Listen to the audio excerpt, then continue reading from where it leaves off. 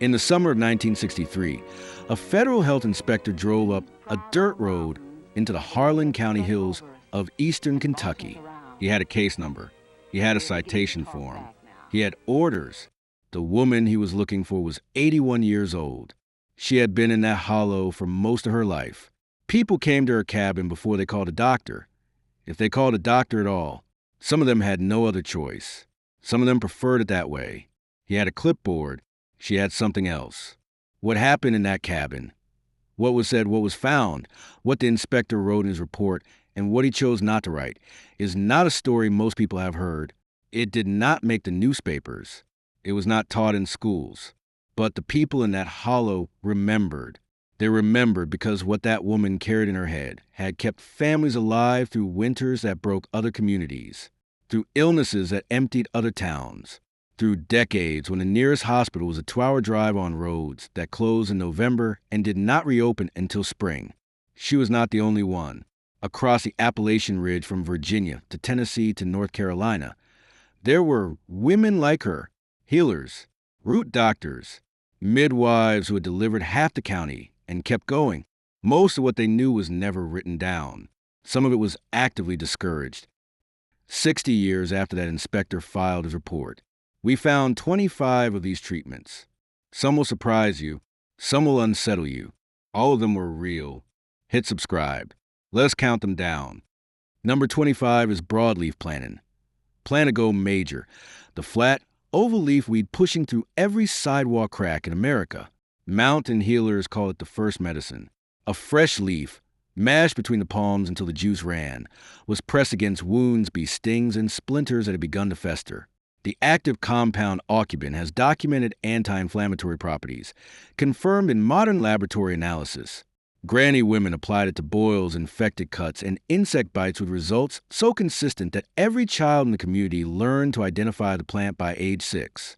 It is growing in your yard right now. Your great-grandmother's pharmacy was always right there, and nobody ever told you what it was. Number 24 is yarrow, Achillea millefolium, a feathery white wildflower that grows along roadsides from Georgia to Maine. Mountain healers called it soldier's woundwort because its primary use was exactly what that name suggests. A fistful of bruised yarrow leaves packed directly against a bleeding wound slowed or stopped hemorrhage faster than any bandage alone, because the alkaloids in yarrow actively constrict blood vessels on contact.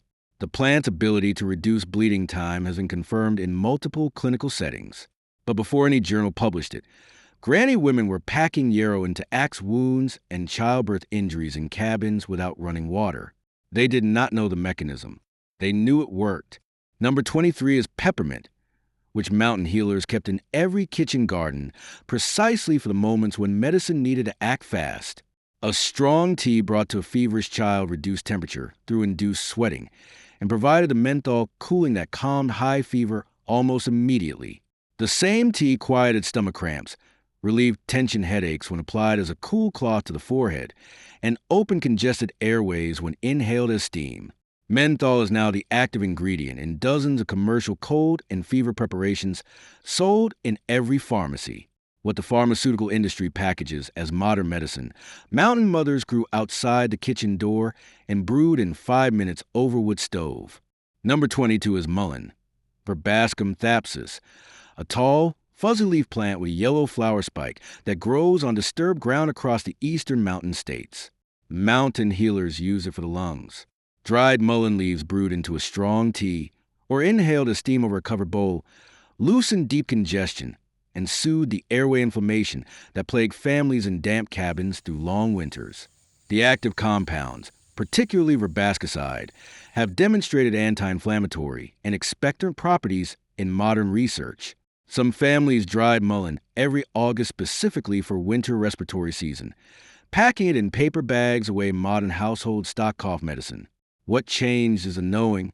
Number 21 is elderberry, the dark purple berries of Sambucus nigra, with a mountain medicine cabinet restocked every September.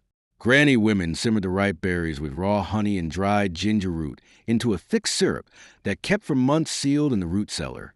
Given at the first sign of fever or respiratory illness, it was a family's primary line of immune defense through every cold season. Modern research has shown that elderberry compounds interfere with the replication mechanism of influenza viruses and reduce both severity and duration of illness. The women who made it did not know the mechanism. They knew their children recovered faster. That was sufficient evidence by any standard that actually matters. Now here is what you need to understand about where this knowledge came from. The Appalachian Mountains stretch from Alabama to Maine, and the families who settled those ridges in the 1700s and 1800s had no access to trained physicians. The nearest doctor could be 40 miles away across terrain that turned murderous in November. Roads washed out. Babies did not wait. So communities built what historians now describe as a complete parallel medical system, constructed across 300 years of careful observation, past and spoken form, and held together by a class of healers the mountain people called granny women. They were not witches or mystics. They were empiricists. They observed cause and effect across entire lifetimes, knew which plants worked, which ones could harm, and which conditions required the exact combination of two preparations.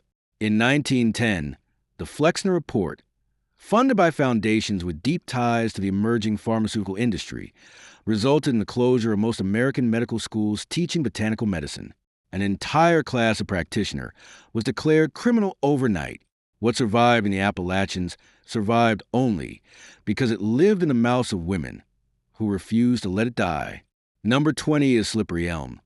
The inner bark of Ulmus rubra, stripped in spring, dried, and ground into a fine powder. Stir that powder into warm water, and it becomes a thick mucilage that coats the entire digestive tract from throat to intestine. Mountain healers use it for stomach ulcers, esophageal burning, intestinal inflammation, and as a sustaining food for sick people too weakened to hold anything else down. The FDA classifies slippery elm as generally recognized safe as a demulcent, one of the very few traditional remedies to pass through the regulatory system with its reputation intact. During the Depression, families gave slippery elm gruel to children weakened by illness when food was too scarce for anything richer.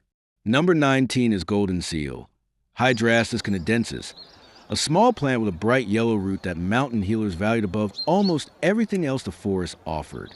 Berberine, its primary alkaloid, has demonstrated broad-spectrum antimicrobial activity against bacteria, fungi, and certain parasites across multiple laboratory and clinical studies. Granny women use it for infected wounds, eye infections, and internal ailments described as festering. The plant was so heavily harvested from Appalachian forests in the late 1800s that it became genuinely scarce. It's self-evidence of how extensively it was relied upon. Your great-grandmother gathered it each spring before the leaves opened, when the root held peak potency, and it cost her only to walk. Number 18 is black cohosh, Actaea racemosa, a plant so central to Appalachian women's medicine that it anchored the entire tradition of female health care in those mountain communities.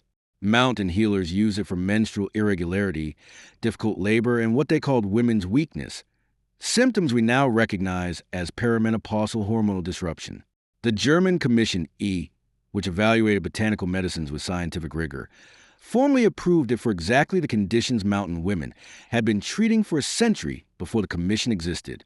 What was dismissed as superstition turned out to be pharmacology practiced without a laboratory and without a patent.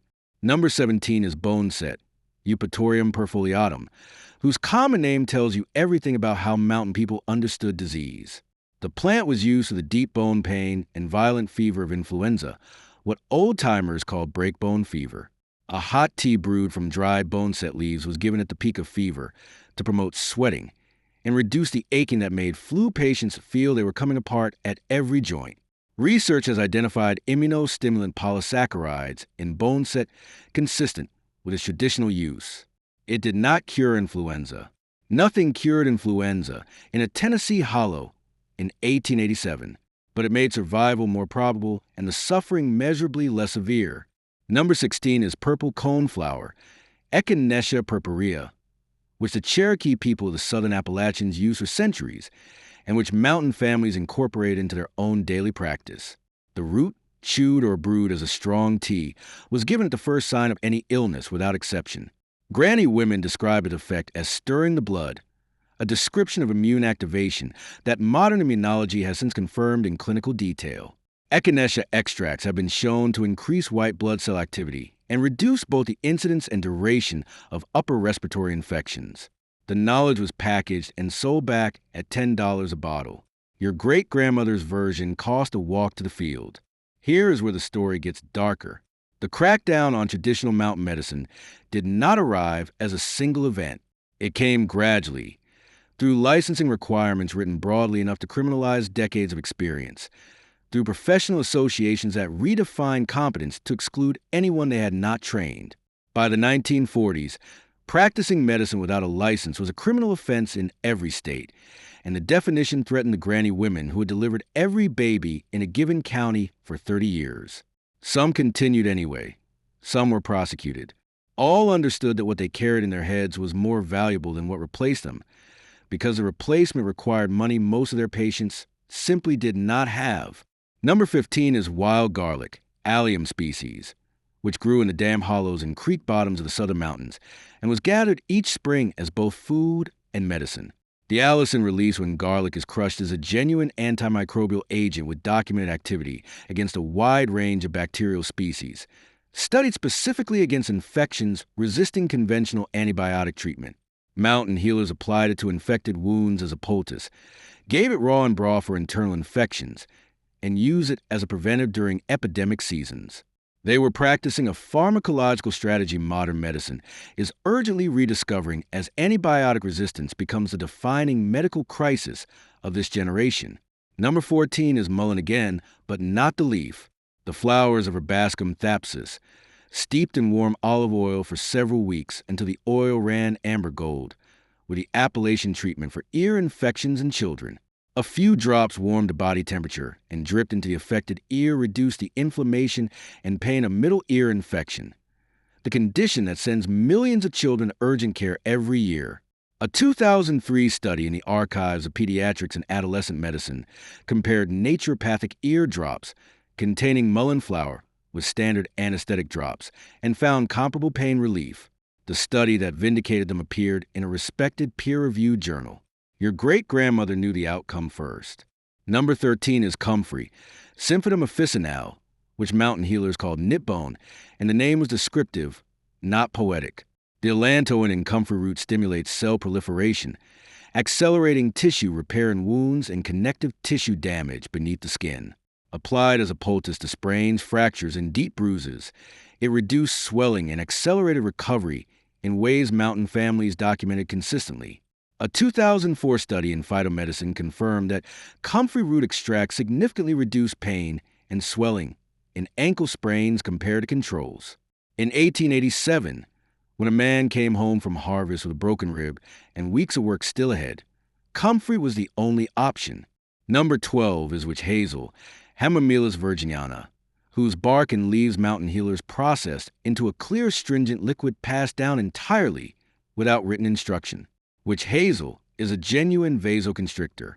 It tightens blood vessels on contact, reduces swelling, closes open tissue against bacterial entry, and delivers sustained anti-inflammatory action that made it the universal skin treatment across the Appalachian tradition. Used for hemorrhoids, bruising, minor burns, and the skin infections that came with cold, drafty cabins. It is one of the very few botanical medicines that survived every crackdown because a company found a way to bottle it at scale. The version your great-grandmother made from bark stripped in October was chemically identical. She made it for free. Now here is a number that should genuinely disturb you. In the decade following the Flexner Report, the number of medical schools in the United States fell by more than half. Most that closed were the ones teaching alternatives to pharmaceutical treatment. By 1930, the AMA had achieved near total control over the definition of legitimate medicine in America. The practitioners it excluded were predominantly women. The communities it left without accessible care were predominantly rural and poor. The Appalachian granny women who kept practicing were not criminals. They were filling a vacuum that the new medical establishment had deliberately created and then chosen not to serve. Number 11 is pine resin, the amber sap that seeps from wounded pines across the mountain forests. Mountain healers heated it carefully, blending in a small amount of rendered fat to make it workable, and applied it to wounds as a waterproof, adhesive, antimicrobial seal. Pine resin contains terpenes with documented antibacterial and antifungal properties confirmed in laboratory analysis. The resin created a physical barrier that excluded contamination, while its chemistry inhibited bacterial growth beneath the surface. A family in a remote hollow used pine resin to seal wounds that would have turned dangerous within days. The preparation required nothing but a pine tree, a small fire, and the knowledge of what to do with both. Number 10 is wild ginger root, Asarum canadense, dug from the forest floor in early spring and used fresh or carefully dried. Mountain healers use it for digestive emergencies, nausea, stomach cramping, and food poisoning that was a genuine risk without reliable cold storage. The gingerols and showgales in ginger have well-documented antiemetic and anti-inflammatory properties, confirmed across multiple clinical studies. Research shows ginger performs as effectively as standard antiemetic medications for postoperative nausea and morning sickness. In a mountain cabin in 1905, no clinical comparison was on offer. A mother whose child could not hold food down knew that ginger root tea had kept the child alive to the last episode, and the one before that. Number 9 is horseradish, Armoracia rusticana, which mountain families harvested from fence lines every fall before the first frost. Grated fresh and mixed with cider vinegar, it was a mountain treatment for sinus congestion and the deep nasal infections that made winter miserable in drafty log homes. The isothiocyanates in fresh horseradish stimulate mucous membranes on contact and create a powerful antibacterial environment in the nasal passage. A tablespoon of freshly grated horseradish addressed sinus infections with an immediacy that over-the-counter decongestants of the later century could not match. Today, pharmaceutical nasal sprays generate billions annually for a function that a root your grandfather grew in the garden corner accomplished entirely for free. Number 8 is the onion and mustard plaster, a treatment so old and so thoroughly abandoned that most people under 60 have never seen one applied. A poultice of cooked onions wrapped in cloth and laid across the chest, or a paste of dry mustard mixed with flour and lard pressed onto flannel against the back and chest, was the Appalachian treatment for deep bronchial congestion and early pneumonia when no hospital was reachable. The aloe sulfides in heated onions are genuine antibacterial compounds.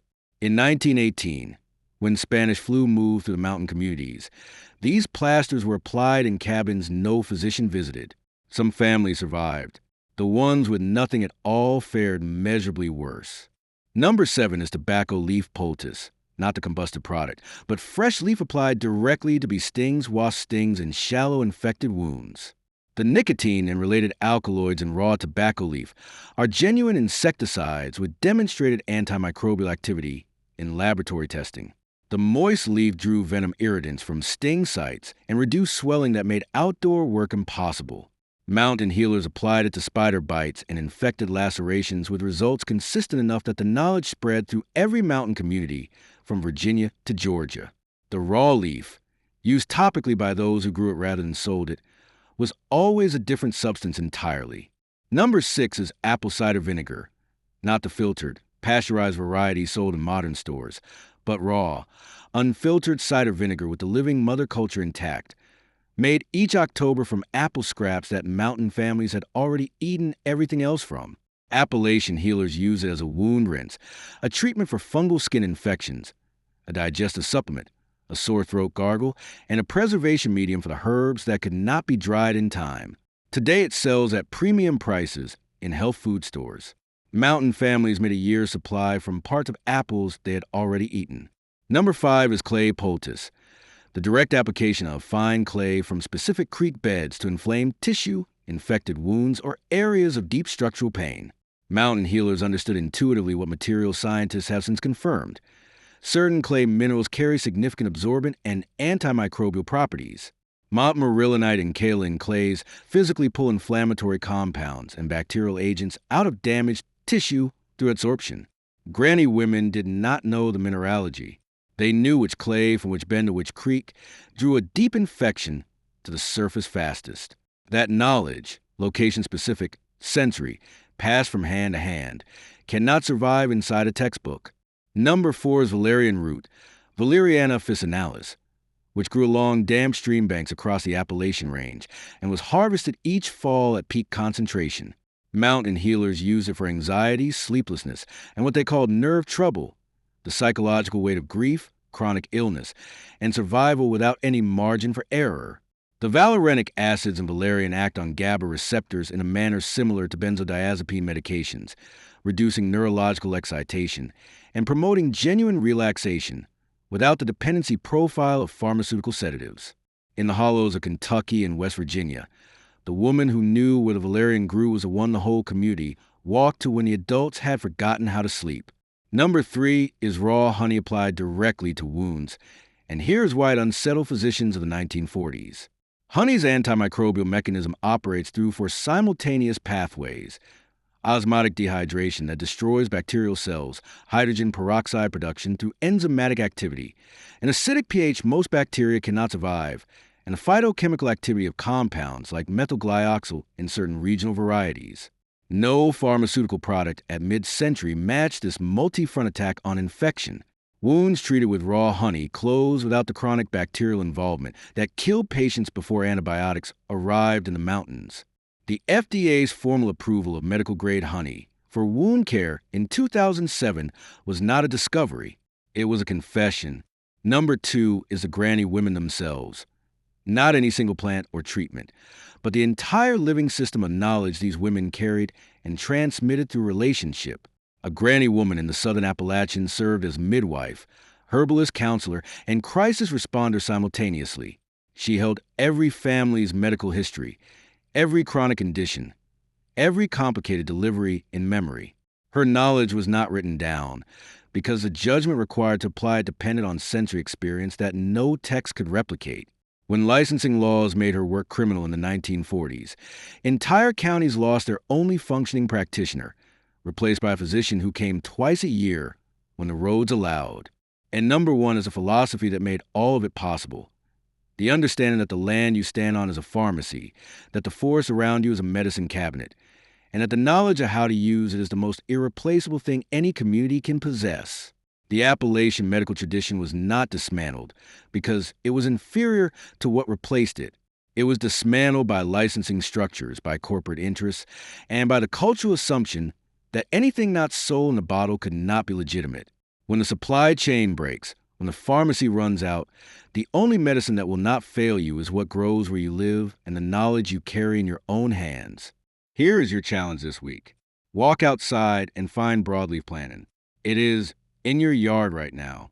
Look for the oval leaf with parallel veins running from the base to the tip. Crush one leaf between your fingers until the juice runs green. That juice contains the same compounds Appalachian healers press into wounds for 300 years before any laboratory confirmed what they already knew by observation alone. Then come back and tell me your great-grandmother was wrong. The federal inspector who walked into that Harlan County cabin told an 81-year-old woman she was dangerous. She outlived him by 9 years and delivered for more babies after he left. The knowledge never left the mountains. We just stopped making the climb.